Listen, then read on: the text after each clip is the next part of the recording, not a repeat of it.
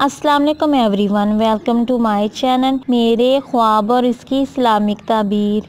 आज एक नई वीडियो लेकर हाजिर हुई हूँ जिसमें आपको बताया जाएगा कि ख्वाब में मजदूर को देखना कैसा है। चलिए शुरू करते हैं आज की वीडियो। ख्वाब में मजदूर या लेबर का देखना। हजरत इब्ने सीरीन रहमतुल्लाह अलैहिस्सलाम ने फरमाया, अगर कोई देखे कि मजदूर इसके घर में है और वो काम करते हैं तो दलील है कि इसका बादशाह के खानदान या इसके दोस्त से झगड़ा होगा और इससे जुदाई मिलेगी। हजरत जाबर मगरबी रहमतुल्लाह अलैहिस्सलाम ने फरमाया, अगर कोई देखे कि लोगों के घर में मजदूरों की तरह वो काम करता है तो दलील है कि सख्त काम में गिरफ्तार होगा और साहिब ख्वाब या इसके घर का कोई मेंबर बीमार होगा। अगर कोई देखे मजदूर इसके घर में काम करते हैं, दलील है कि वो गमगीन होगा। और अगर साहिब ख्वाब देखे कि मजदूर इसके घर में खाक लेकर आते हैं या मिट्टी लेकर आते हैं तो दलील है कि साहिब ख्वाब इसी कदर माल और दौलत और नेमत हासिल करेंगे।